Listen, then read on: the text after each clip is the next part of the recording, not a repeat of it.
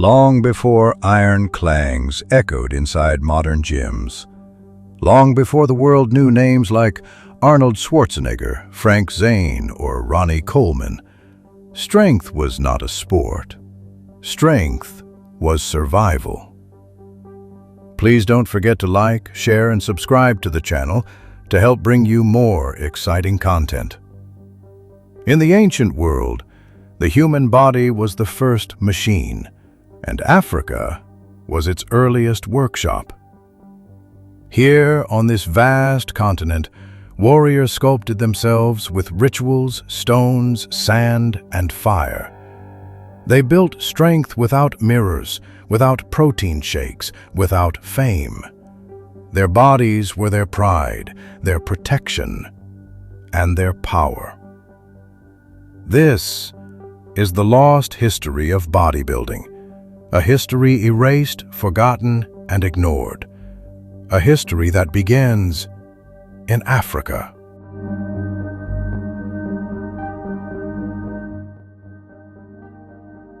Our journey begins in ancient Nubia, a kingdom older than Rome, older than Greece, older than most of human memory. Here along the Nile, strength was sacred. Wrestling wasn't just a sport, it was a rite of passage. Nubian wrestlers painted on ancient walls. On temple walls from thousands of years ago, you can see it. Broad shoulders, carved arms, thick legs, warriors with bodies sculpted as if by the gods themselves. Nubian wrestlers trained with sand pits, dragging their feet through heavy ground to build power. They lifted stones shaped by nature, practiced throws that demanded explosive hips and strong backs, and lived on a diet of grains, fish, milk, and beans, natural protein sources that fueled their muscle. These men were not bodybuilders as we know them today, but they built bodies any modern athlete would admire. Thousands of years before the first barbell, Nubia had already mastered the art of the physique.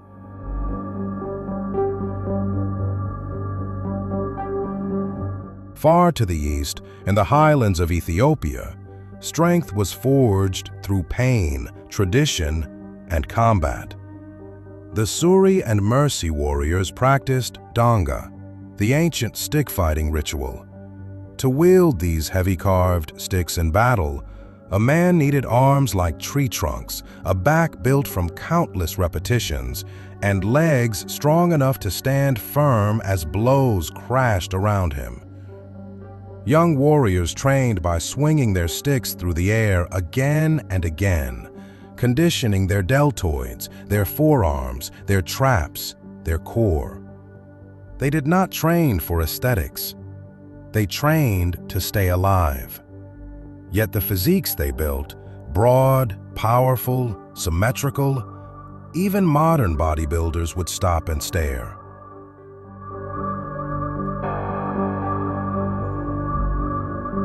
Travel west into the lands of the Ashanti, a people known for discipline, wealth, and warriors feared across the continent.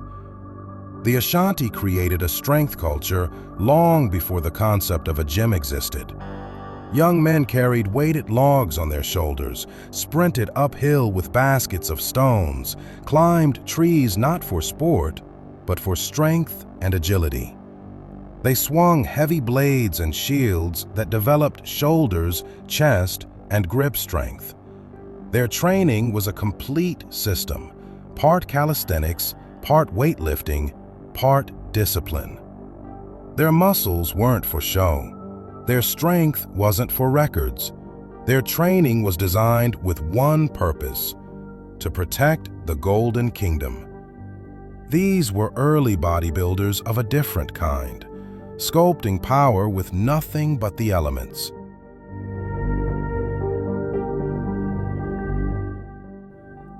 Across West Africa, stone lifting was a sacred tradition. A young man proved his adulthood not by his age, but by lifting a stone so heavy, many men before him had failed. This was not a contest of ego. It was a test of identity. The stones were not shaped like modern weights. They were jagged, uneven, unpredictable. To lift them required balance, technique, and raw power.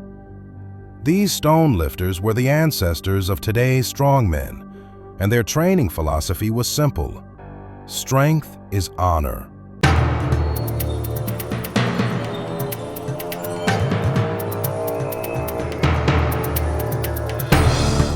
Today, when a bodybuilder trains with stones, when an athlete does calisthenics, when a strongman lifts natural objects, they are echoing traditions thousands of years old.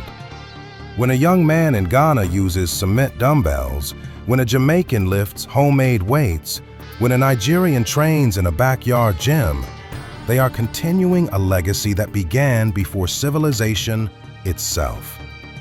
Africa didn't just participate in the history of strength. Africa wrote the first chapter. And now, the world is finally beginning to understand. Bodybuilding did not begin in a gym. It began on the sand, in the heat, in the ritual, in the struggle. It was born not in Venice Beach, but in the heart of Africa. This is the true beginning of bodybuilding.